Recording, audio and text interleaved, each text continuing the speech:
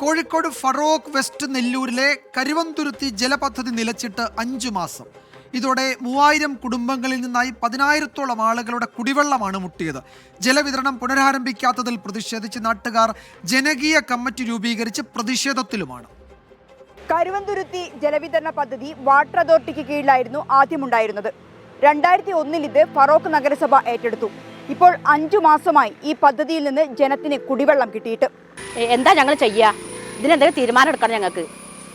പിന്നെ ഈ കുട്ടികൾ ഒരു പല്ല് വെച്ച് മോറിക്കുക, വെള്ളമില്ല, എവിടത്തുണ്ട്, ഒരു കുഴിയില്ല, ഒരു കിണറില്ല, ഒന്നുമില്ല. എന്താ ഞങ്ങൾ ചെയ്യേണ്ടത്? ഇതിനെന്തെങ്കിലും ഇത് ചെയ്യണം ഞങ്ങൾക്ക്. എല്ലാം ഞാൻ ശരിയാവില്ല. ഈ കുടിവെള്ളം നിർത്തി എന്താ ചെയ്യുക? ഇത് 2 ദിവസം കുടിവെള്ളം വരും, ഒരു 20 ദിവസം വെള്ളമില്ല.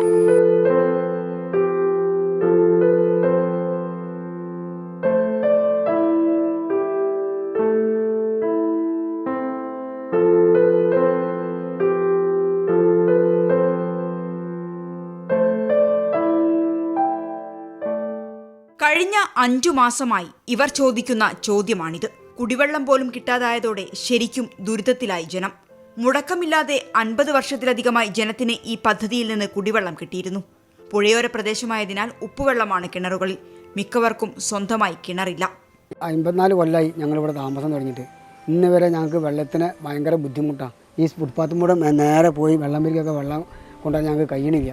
അതിനെക്കൊണ്ട് ഞങ്ങൾക്ക് കുടിവെള്ളം ഞങ്ങൾക്ക് ആവശ്യമാണ്. ഞങ്ങൾ കുറേ പെരക്കാരുണ്ട് ഇവിടെ. കുടിവെള്ളം ഇല്ലാണ്ട് ഞങ്ങൾ ഈ ജപ്പം വെള്ളം കുടിച്ചിട്ടും മറ്റേ കലക്കുള്ള വെള്ളം കൊണ്ടുവന്ന് തെളിയിച്ച് കുളിച്ചിട്ടൊക്കെയാണ് ഞങ്ങൾ ജീവിതം മുന്നോട്ട് പോകുന്നത്. അതിനെക്കൊണ്ട് ഞങ്ങൾക്ക് ഈ വെള്ളം ഞങ്ങൾക്ക് നിർബന്ധമായിട്ട് കിട്ടണം. ഞങ്ങൾ ഒരു വീട്ട് മാത്രമല്ല, ഒരുപാട് ആൾക്കാരുണ്ട് ഇവിടെ. വെള്ളം കിട്ടാതെ ഞങ്ങൾ ജപ്പം വെള്ളം കുടിച്ചിട്ട് ബ്ലീച്ചിങ് ഒഴിക്കണ വെള്ളം കുടിച്ചിട്ട് ഭയങ്കരമൊക്കെ കംപ്ലൈൻറ്റ് വരുന്നുണ്ട്. വെസ്റ്റ് നെല്ലൂരിലെ പമ്പ് ഹൗസിൽ മെയിൻ സ്വിച്ച് കത്തിപ്പോയെന്നും മോട്ടറിന്റെ സ്റ്റാർട്ടർ പ്രവർത്തിക്കുന്നില്ലെന്നുമായിരുന്നു ഫറോക്ക് നഗരസഭ ആദ്യഘട്ടത്തിൽ ജലവിതരണം മുടങ്ങാൻ കാരണമായി പറഞ്ഞത്. എന്നാൽ ഇത് ജനം വിശ്വാസത്തിലെടുക്കാൻ തയ്യാറായില്ല. പദ്ധതിയിൽ നിന്ന് ദിവസം 4 ലക്ഷം ലിറ്റർ വെള്ളം വിതരണം ചെയ്തിരുന്നു.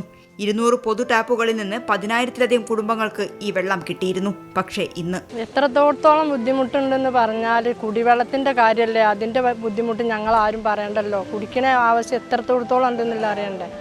അപ്പോൾ ആ ഒരു കുടിവെള്ളത്തിന് പറഞ്ഞാൽ ജപ്പാൻ ഉണ്ടെന്ന് പറഞ്ഞിട്ടാണ് ഇപ്പോൾ ജപ്പാനാണ് ഇപ്പോൾ നമ്മളെ ഏക ആശ്രയം എന്ന് പറഞ്ഞിട്ടാണ്. ഈ ജപ്പാനൊക്കെ പോയ 1-2 ആഴ്ച കഴിഞ്ഞിട്ടൊക്കെയാണ് ഈ ജപ്പാൻ പൊട്ടിയാലൊക്കെ നന്നാക്കിയിട്ട് വരുന്നത്. അതുവരെ ഞങ്ങൾക്ക് കുടിക്കേണ്ടേ. ഞങ്ങളെ കുട്ടികളില്ല, ചെറിയ കുഞ്ഞു മക്കളുണ്ട്.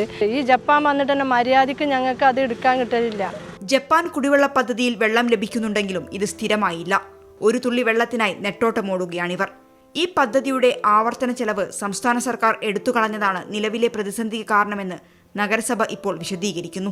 പദ്ധതി ചെലവ് വരുന്നത് 12,000 രൂപയാണ്.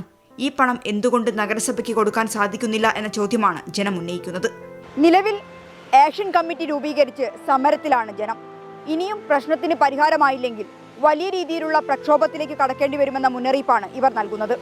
മിഥില ബാലൻ, 24 കോഴിക്കോട്.